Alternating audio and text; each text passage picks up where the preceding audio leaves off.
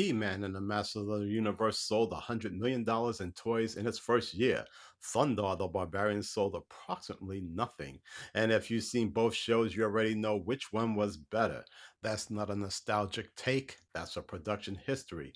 One of these shows had Mattel's money, Filmation's assembly line, and a marketing department that could have launched a satellite. The other had Jack King Kirby, Steve Gerber, and zero interest in what a child was supposed to want from Saturday morning. And one of these shows deserved to win. This is the story of why the other one did. Saturday Morning is a wasteland of watered down superhero cartoons and Scooby Doo variants. Then Ruby Spears drops Thundarr the Barbarian, a post apocalyptic sword and sorcery show set 2,000 years in Earth's future after a runaway comet cracks the moon in half and civilization collapses into a world of wizards, mutants, and the ruins of our own technology. The show was created by Steve Gerber, the man who invented Howard the Duck, which tells you everything you need to know about his tolerance for conventional storytelling. Character designs were done by Jack Kirby and Alex Toth. Jack Kirby, the king of comics himself, doing Saturday morning cartoons because apparently the universe occasionally gets things right. The result is like Conan meets Star Wars meets the Book of Revelation, and Saturday morning was definitely not ready. 3 years later, 1983, Mattel needs to move a new toy line. Filmation needs a paycheck. And He-Man and the Masters of the Universe arrives, louder, more colorful, and roughly 40% more concerned with selling action figures than making television. But here's the catch. It worked. God help us all, it worked. Now, when you compare the settings, you immediately understand what each show valued. Eternia's pure visual maximalism, Castle Grayskull, Snake Mountain, a villain named Skeletor who is a blue man with a skull for a head wearing a purple hood. For some reason, the logic is irrelevant, but the commitment to aesthetics is total. And honestly, I gotta respect the hustle. Thundar's world is our world. That's the move. Every episode is set in a recognizable geography, the ruins of Los Angeles, the Grand Canyon remade into a wizard's fortress, a Statue of Liberty half buried in sand. Thundar's Earth is a graveyard that grew something strange. Every location is geology for civilization written in fantasy architecture. It's not a theme park, it's a consequence.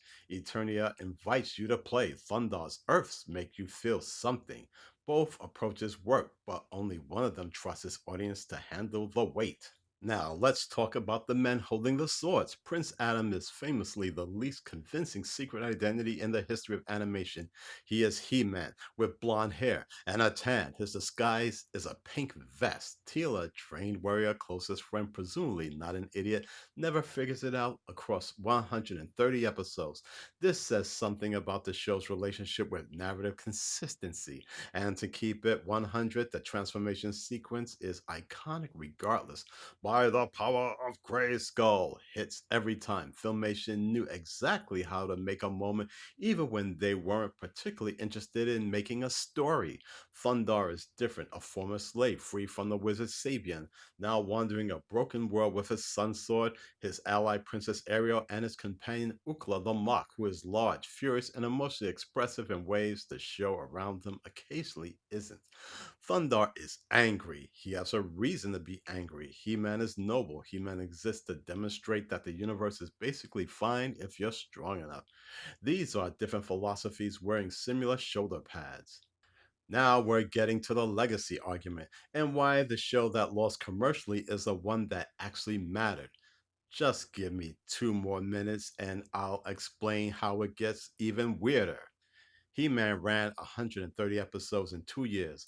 130. Filmation was producing the episodes a week at peak, which is not a recipe for quality control. Animation was recycled, story structures were recycled, the moral lessons at the end of each episode, and yes, there were moral lessons, became a punchline within years. Thundarr ran 21 episodes across 2 seasons. That's it, 21 episodes, and then it was a wrap. But inside those 21 episodes, genuine world building, Kirby's creature designs that still hold up, geographic mythology that treated Saturday morning like it meant something. Filmation gave He-Man a moral. Ruby Spears gave Thundarr a world. He Man won the animation market. He Man won the toy aisle. He Man won the cultural moment, the memes, the live action films, including the recent one this year, the 2002 reboot, the Netflix series. He Man won. But Thundarr won the argument. The one we're still having over 45 years later about what Saturday morning could have been if anyone had let it be art. That's a different kind of victory. Some weeks, I think it's the better kind. And had it not been for regulations from the FCC on Saturday morning program, Thundarr would have definitely kicked more ass. Unfortunately, the show was neutered due to constraints because of these mandates, whereas He Man is more, how should I say, gentle, even for syndicated afternoon television. And that is the first episode of the 80s cartoon arms race, episode 1. Next time, we head to the space frontier where Brave Star and the Galaxy Rangers were both trying to be the only space western on your television, and only one of them actually had a plan for what came next. Subscribe for more deep dives into the weird forgotten corners of animation, television, and pop culture.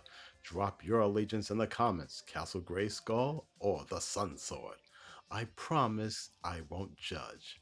Well, at least not much.